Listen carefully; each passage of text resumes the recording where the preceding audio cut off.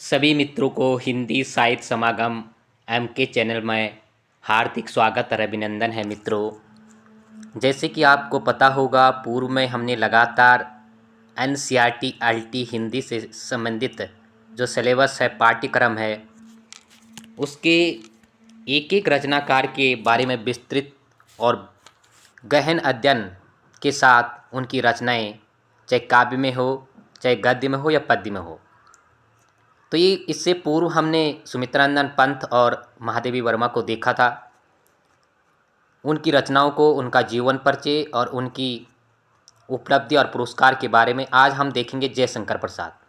तो हिंदी साहित्य समागम चैनल के माध्यम से आपको मैं बताना चाहूँगा, हिंदी एलटी लेक्चरर और नेट से संबंधित आप इस चैनल के माध्यम से अध्ययन कर सकते हैं। और साथ में एलटी उत्तराखंड शिक्षण अभिरुचि से संबंधित, जैसे कि हमने पूर्व में कुछ प्रैक्टिस सीरीज चलाई थी और कुछ व्याख्यात्मक क्लासें भी चलाई थी।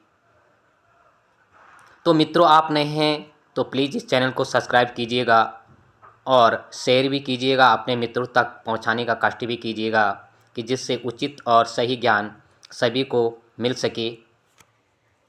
तो आज देखेंगे हम जयशंकर प्रसाद।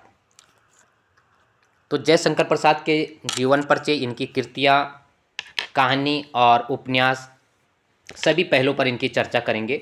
तो मित्रों, जयशंकर प्रसाद का जन्म 30 जनवरी 1889 ईस्वी में वाराणसी उत्तर प्रदेश में हुआ था, जबकि जयशंकर प्रसाद की मृत्यु 15 नवंबर 1937 ईस्वी में हुई थी। ठीक है।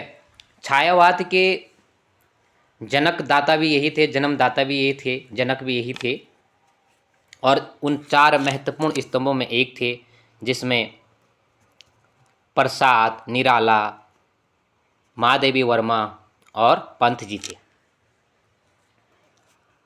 अब बात करें इनके उपनाम, तो इनके उपनाम जो है झारखंडी नाम से भी इन्हें जाना जाता है, कलाधर के नाम से भी इन्हें जाना जाता है, और आधुनिक कविता का सुमेरु भी इन्हें कहा जाता है, और नाटक सम्राट भी इन्हें कहा जाता है। ठीक है।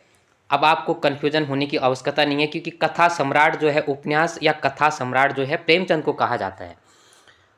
तो जहाँ पर कन्फ्यूजन होता है, ऐसे ही छोटे छोटे पॉइंटों पर कन्फ्यूजन होता है जो हमें आते हैं, लेकिन हम वहाँ पर गहराई से अध्ययन नहीं कर पाते हैं, ऐसे महत्वपूर्ण बिंदु को अपने जहन में नहीं बैठा पाते हैं कि हाँ, थोड़े से आकलन में हम उसका सटीक आंसर नहीं दे पाते। अब यहाँ पर आधुनिक हिंदी के पिता या पितामह हरिश्चंद्र को कहा जाता है, जबकि आधुनिक कविता के सुमेरु जयशंकर प्रसाद को कहा जाता है। इस पॉइंट को भी नोट करना, मैंने ये छोटे छोटे पॉइंट इसमें लिखे हैं कि जिससे आपकी स्मृति जग सके। नाटक सम्राट इन्हें कहा जाता है, जबकि कथा सम्राट, उपन्यास सम्राट किसे कहा जाता है? प्रेमचंद को कहा जाता है। तो यहाँ पर आपका कन्फ्यूजन, आपका डाउट क्लियर हो चुका हुआ। अब देखते हैं कि इनके सर्वप्रथम नाटक, काव्य में तो इनकी बड़ी भूमिका रही, लेकिन हम इनके नाटक देखेंगे। इनके नाटक की बात करें तो काफ़ी प्रसिद्ध नाटक इनके हैं चंद्रगुप्त, ध्रुव स्वामिनी, स्कंदगुप्त, अजातशत्रु, जन्मेजय का नागयज्ञ, एक घूट जो है प्रथम एकांकी भी मानी जाती है 1930 में, विशाख, राजश्री, कामना, हिमंद्री तुंग श्रृंग से एक गीत भी है, अरुण यह मधुमय देश हमारा, करुणालय, सज्जन। तो सज्जन जो है गीति नाट्य, करुणालय 1912 में यह रचना थी, और यह गीति नाट्य भी कहा जाता है करुणालय को। ठीक है। और एक घूट पहली एकांकी मानी जाती है, उससे भी एकांकी में पहले एकांकी इसे माना जाता है। ठीक है। कुछ लोग, ज़्यादातर लोग एकांकी में इसे भी पहली एकांकी मानते हैं, लेकिन अलग अलग विचार है। कुछ लोग जो है एकांकी में भी अलग अलग अपना अपना मत है। जैसे कि हम बात करें तो हरिश्चंद्र की बात करें तो हरिश्चंद्र को सत्येंद्र जैन मानते हैं, भारतेंद्र को नागेंद्र आज्ञे और सोमनाथ जी मानते हैं, रामकुमार वर्मा को रामनाथ सुमन मानते हैं। तो आपको नोट करना है भारतेंद्र, और अलग अलग विचार अलग अलग हैं सबके। लेकिन प्रथम एकांकी इनकी जो है एक घूंट है। इस पॉइंट को आप नोट कर लेना। जयशंकर प्रसाद की करुणालय इनके प्रथम गीति नाटक है, और कल्याणी परिणीत इनका यह भी महत्वपूर्ण नाटक है। पाश्चात्य इनका ये भी नाटक है। अब इनकी कहानी की बात करें तो कहानी भी बहुत महत्वपूर्ण भूमिका इनकी रही। हाँ, चंद्रगुप्त इसमें इनके पात्रों के नाम भी आते हैं, तो आप इस पॉइंट को भी नोट कर सकते हैं। चंद्रगुप्त, ध्रुव स्वामिनी और स्कंदुब इनके पात्रों के नाम भी कई बार पूछा जाता है। प्रथम नाटक इनका सज्जन है 1910 में, और कभी इसका सन भी पूछा जाता है, जैसे कि स्कंदगुप्त 28 में, चंद्रगुप्त 31 में और ध्रुव स्वामिनी 33 में। ठीक है, आगे हम बात करें कहानी की, तो कहानी में काफ़ी प्रसिद्ध इनकी कहानी की बात करें तो आकाशदीप, आंधी, इंद्रजाल, ये एक कहानी संग्रह भी है इनके। ये कहानी संग्रह इनके छाया, जैसे छाया है पहले 1918 में, प्रतिध्वनि है 1926 में, आकाशदीप है 28 में, आंधी है 1929 में, इंद्रजाल है 1936 में। और एक कहानी के, ये तो इनकी कहानी संग्रह है, और ये सारे इनकी कहानियाँ जैसे आकाशदीप, आंधी, इंद्रजाल, प्रतिध्वनि, छाया, ग्राम इनकी पहली कहानी है। ठीक है, सुनहरा, सांप, सालवती अंतिम कहानी है, और ग्राम में इनकी पहली कहानी है। ठीक है, मधुआ, गुंडा, पुरस्कार, चूड़ी वाली, नीरा, देवव्रत, गौरा गाय, अघोड़ी का मोह, अनबोला, अपराधी, अमिट स्मृति, अशोक, उस पार का योगी, करुणा की विजय, कला, कलावती की शिक्षा, खंडर की लिपि, गुदड़ी में लाल, अयोध्या का उद्धार, शोका उच्छ्वास, वन मिलन, भ्रुवाहन,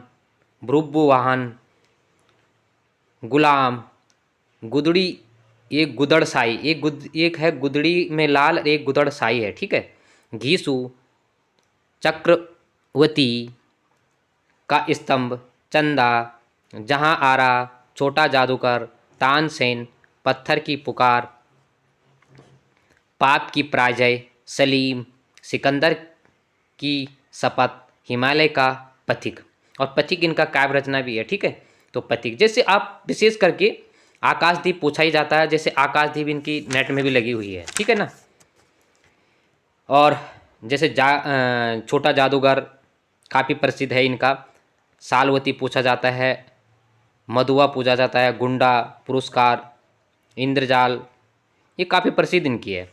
अब इसमें जैसे इनके घीसू, गुंडा, सालवती, ममता, देवदासी, मधुआ, नूरी, ये काफ़ी प्रसिद्ध है, इनके चर्चित कहानी है। अब ये घीसू पिछली बार पूछा गया था कि घीसू जो है किसका पात्र है, तो ये घीसू वहाँ भी है। ठीक है, ये घीसू जो है कफन जो है 1936 में, जो कफन उनकी प्रेमचंद की कहानी थी, तो घीसू, मधुआ और बुधिया ये तीनों पात्र जो है कफन के भी हैं। और जैसे मैंने आपको कहा ही था, इंद्रजाल 1936 में, कफन 1936 में, गोदान 1936 में, राम की शक्ति पूजा 1936 में, कई प्रकार मिलते जुलते नाम हैं, ऐसे भी आप नोट कर सकते हैं। आगे हम देखते हैं इनके उपन्यास। तो उपन्यास इनके कंकाल, तितली, इरावती अपूर्ण है इनका। ठीक है, और जैसे कि आपको मालूम है कि इनकी रचना जो आंसू है, आंसू और कामायनी जो है इनकी यूजीसी नेट में भी लगी हुई है। आंसू की रचना की बात करें तो आंसू 1925 में और कामायनी 1935 में है। आंसू को हिंदी का मेघदूत कहा जाता है। ठीक है, आंसू को हिंदी का मेघदूत कहा जाता है, इस पॉइंट को भी आप नोट करेंगे। ठीक है, अब हम बात करें इनकी जो कि पिछले वर्षों में किस प्रकार के क्वेश्चन पूछे गए होंगे, तो पिछले वर्षों की बात करूं मैं तो LT 2021 में 2 क्वेश्चन पूछे गए थे इसमें, और इसी प्रकार से इनका जो NCERT में है आप नोट करेंगे, यहाँ पर मैंने लिखा है भी, हम इसको आगे। इनका एक उपन्यास भी काफ़ी प्रसिद्ध है, महाकवि कालिदास की आत्मकथा। ठीक है, और इनकी जो NCERT में एक रचना लगी हुई है 10th में, आत्मकथ्य। ठीक है, अब आत्मकथ्य में आत्मकथा मत समझ लेना, ये छायावाद की कविता है, NCERT में लगी हुई है 10th में। तो पूर्व में जैसे कि मैंने आपको बताया, हम 3 तरीके से पढ़ने की कोशिश करेंगे। एक तो हम एनसीईआरटी से जो एनसीईआरटी सिलेबस में जो पाठ्य या लेखक लगे हुए हैं उनका अध्ययन करेंगे, और छायावाद तो बहुत महत्वपूर्ण भूमिका है ही है साहित्य में, उसका भी हम गहराई से अध्ययन करेंगे, ठीक है। और इनकी रचनाओं को हम देखेंगे, ठीक है। रचनाओं के साथ अन्य विधा भी। अब जैसे छायावादी रचना है, इनकी कहानी भी हैं, किसी के उपन्यास भी हैं, इनके आलोचनात्मक भी हैं। तो हर तरीके से हम इनको पढ़ने, 2-3 तरीके से हम इसको पढ़ने की कोशिश करेंगे। आगे हम देखते हैं कि काव्य की बचत। काव्य में काफ़ी प्रमुखता रही है इनकी, और काव्य में कानन कुसुम, चित्रधारा, चित्राधार, झरना, झरना, आंसू, लहर और कामायनी, ये काफ़ी प्रसिद्ध है इनकी। झरना 18 में, आंसू 25 में, और लहर 33 में, और कामायनी 35 में।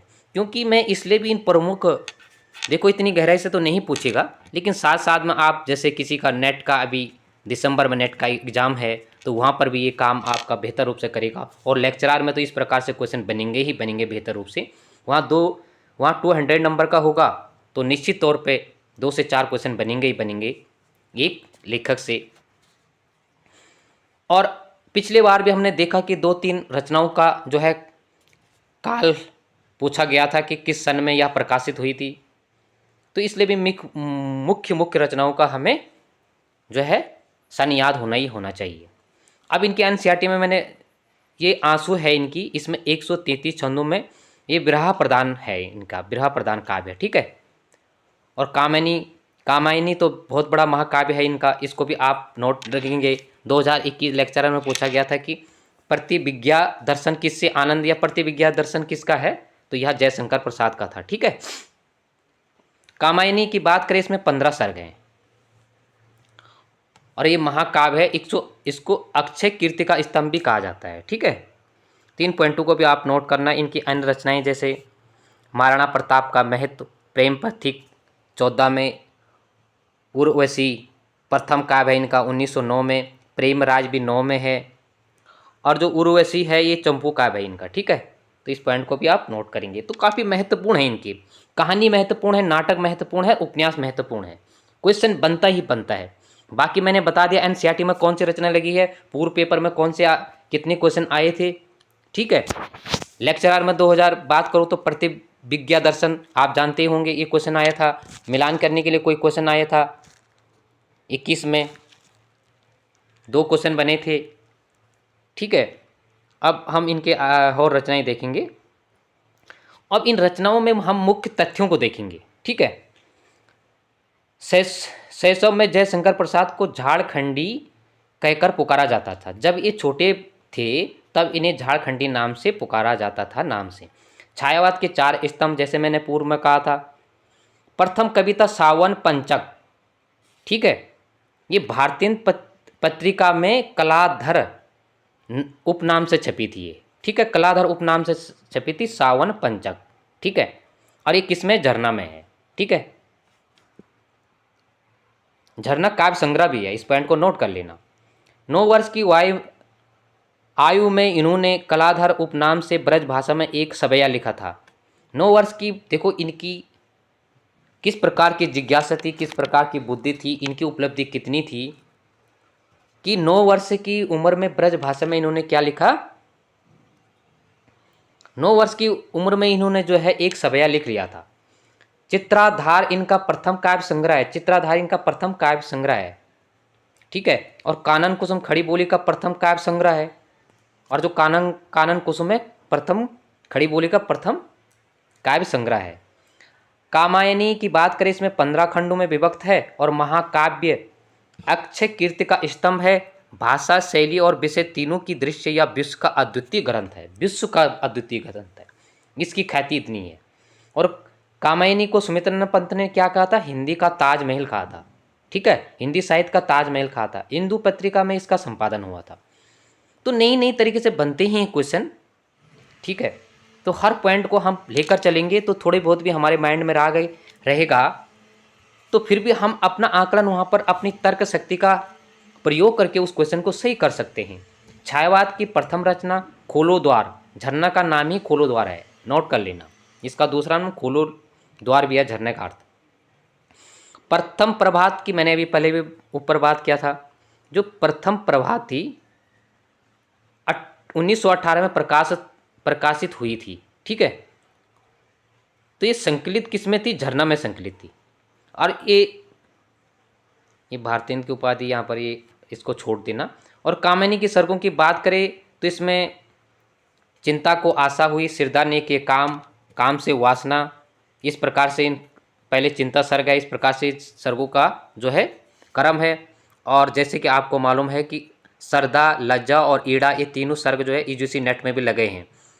चिंता एक क्रम में 1 में आता है, सरदा जो है 3 में, लज्जा 6 में, ईड़ा 9 में और निर्वेद 12 में और आनंद 15 में। अगर इस प्रकार से बीच बीच में आपके इनके क्रम याद हैं तो निश्चित तौर पर कोई क्वेश्चन बनता भी है जैसे सर्ग से, तो आप अपने तर्क शक्ति का प्रयोग करके इसको सही से स्पष्ट कर सकते हैं और अपना आकलन करके इस क्वेश्चन को सही कर सकते हैं, ठीक है। तो कई चीज़ें ऐसे हैं कि आप याद ना भी करो, 15 सर्ग अगर आपको याद नहीं भी होते हैं तो जो है आप इस प्रकार से सर्गों को याद कर सकते हैं, ठीक है। जैसे चिंता, सरदा, लज्जा। चिंता 1 नंबर से है, सरदा 3, लज्जा 6, ईड़ा 9, निर्वेद 12 और आनंद 15। सरदा, लज्जा और ईड़ा ये तीनों जो है यूजीसी नेट में भी लगे हुए हैं, ठीक है। तो इस प्रकार से आप इनको देख सकते हैं। आंसू जो है इस ब्रहा आंसू में ये पिछले बार जो है 18-21 में क्वेश्चन पूछा गया था। इस करुणा किलित हृदय में अब विकल रागनी बजती है, ठीक है। तो यह आंसू सही है, आंसू से ही लिया गया था। तो हमने देखे कि 3-4 क्वेश्चन ऐसे हैं कि जो इससे बने ही बने थे हर पेपर में, और हर पेपर में बनते ही हैं। अगर काव्य से नहीं पूछा जाएगा तो निश्चित तौर पर नाटक और कहानी से पूछा जाएगा, पूछा ही जाता है। इनकी एक हमने देखा कहानी देखी ग्राम, ठीक है। अब ग्राम की बात करें तो ग्राम एक जो है सुमित्रानंदन पंत की भी है, ग्राम श्री ये काव्य है सुमित्रानंदन पंत का, ठीक है। और ग्राम गीत जो है हरिओद का भी है एक, और ग्राम गीत एक जो है राम नरेश त्रिपाठी जी की कविता कुमोदी है एक रचना, इसमें भी एक ग्राम गीत है। तो कन्फ्यूजन होने की जरूरत नहीं है, थोड़ा सा आप इस प्रकार से देखोगे तो आप नोट करके आपको एक बेहतर समझ हो सकती है, ठीक है।